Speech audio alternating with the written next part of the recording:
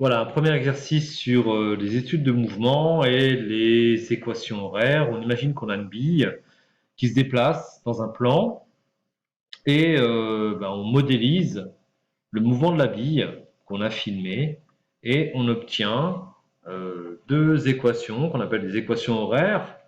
L'abscisse du centre de la bille au cours du temps, qui est modélisée par l'équation x du temps égale à 2 fois t, et puis l'ordonnée de la bille au cours du temps, moins 2t carré plus 2.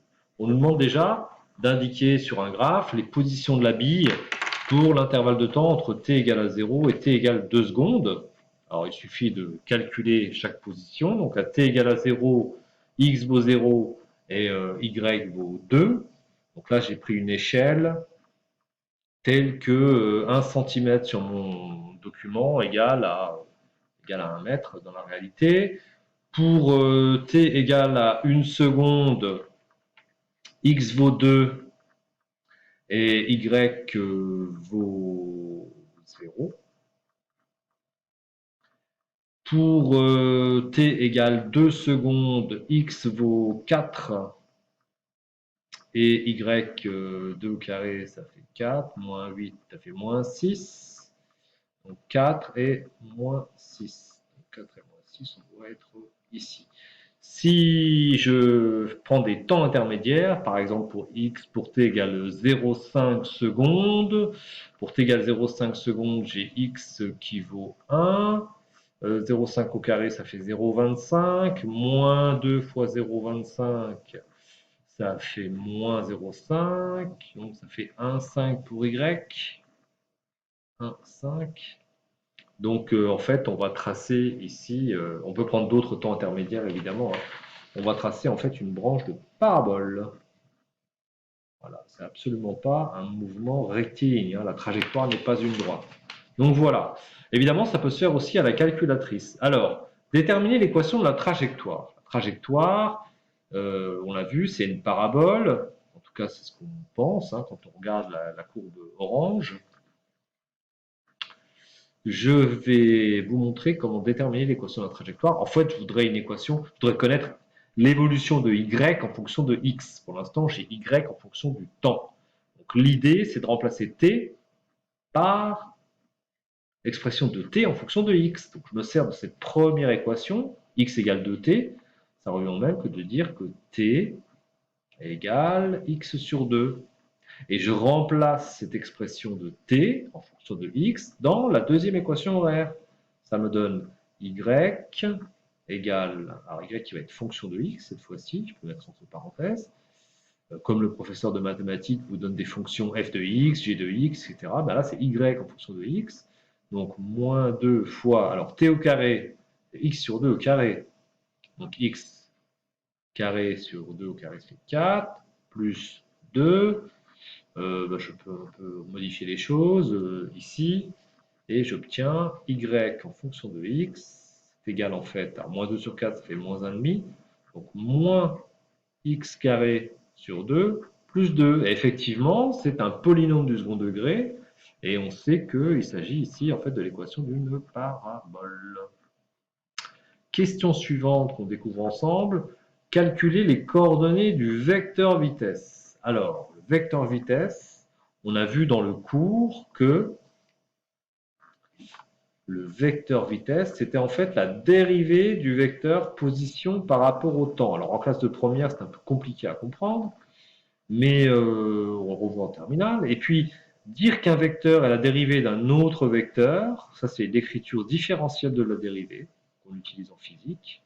Ça revient au même que de dire que la coordonnée des vecteurs qu'on va appeler Vx et Vy, chaque coordonnée du vecteur vitesse est en fait égale aux dérivées de chaque coordonnée du vecteur position.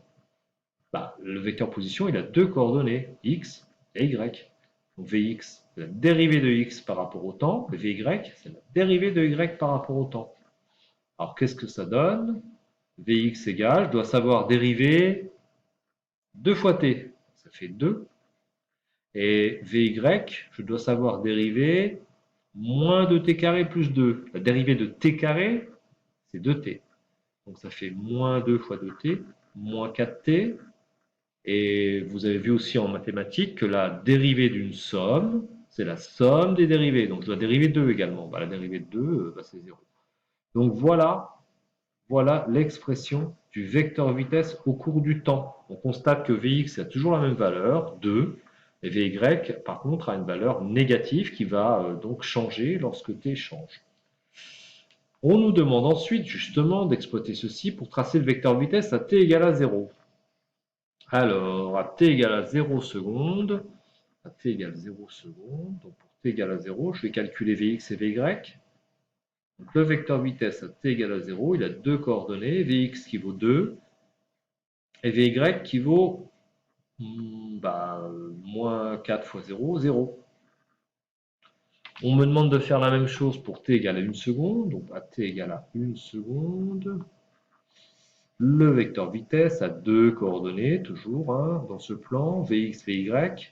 Donc Vx vaut toujours 2, et puis je remplace t par 1 seconde ici, ça fait moins 4. Enfin, pour t égale 2 secondes, ce vecteur vitesse, il a deux coordonnées, Vx est toujours le même, 2, et Vy égale, alors, moins 4 fois 2, moins 8. À moi de trouver, une échelle pour représenter ce vecteur vitesse. Bah écoutez, je vous propose de prendre,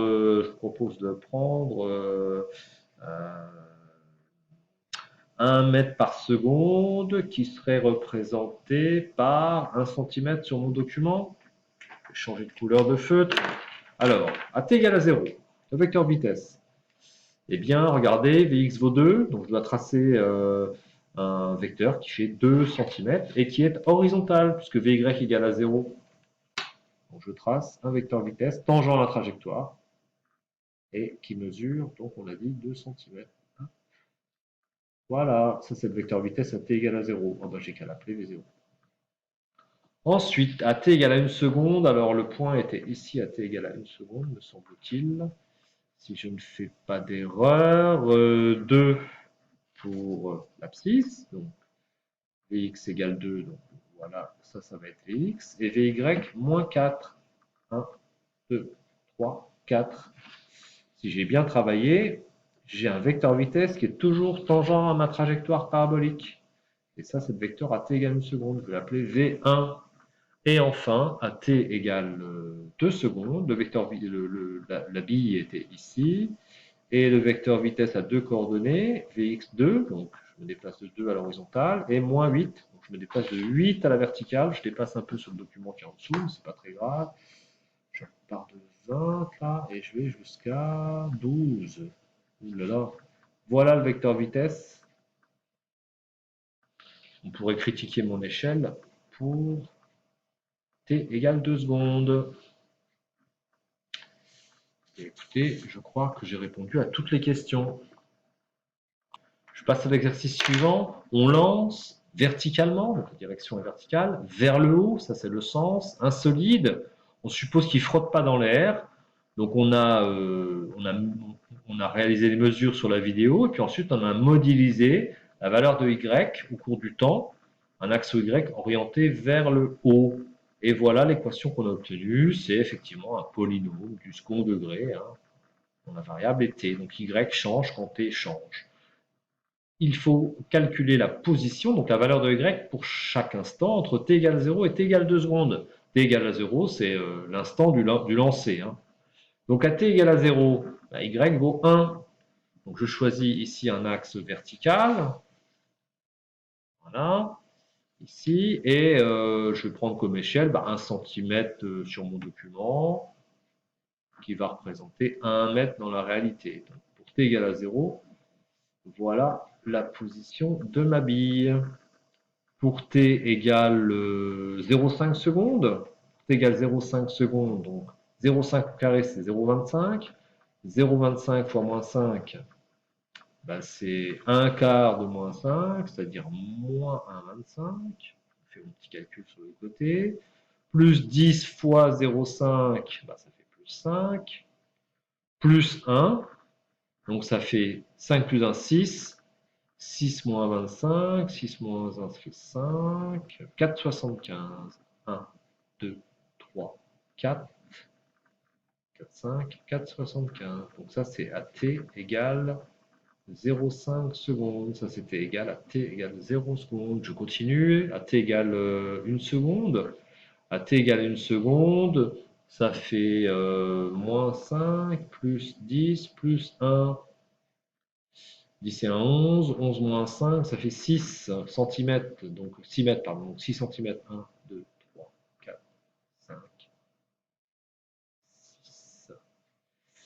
Ça, c'est à t égale 2 secondes. Non, pardon, c'est à t égale 1 seconde. Je tente le t égale 1,5 secondes. Je vais faire le calcul à la calculatrice. Donc le kevo y pour t égale à 1,5. Hop. Donc moins 5 fois 1,5 carré, plus 10 fois 1,5 plus 1.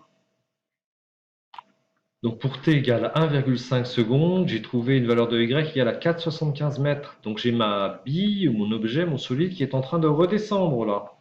Donc pour t égale à 1,5, 4,75, 1, 2, 3, 4, 4, 5, 4,75, c'était la position pour t égale à 0,5. Et enfin pour t égale 2 secondes, donc 2 au carré, ça fait 4, fois moins 5, ça fait moins 20, moins 20 plus 20, ça fait 0, donc 1 mètre. Eh bien, t égale à 2 secondes, mon solide, il repasse par la position de départ, en redescendant. La même direction, mais verticale, pardon, et vers le bas pour le sens. Alors ensuite, on me demande d'exprimer la coordonnée du vecteur vitesse. Le vecteur vitesse, comme il est tangent à la trajectoire, et que là, ma balle, elle monte verticalement, elle descend verticalement, bah, le vecteur vitesse, dans tous les cas, il sera vertical. Donc en fait, je n'ai besoin que de la coordonnée verticale du vecteur vitesse.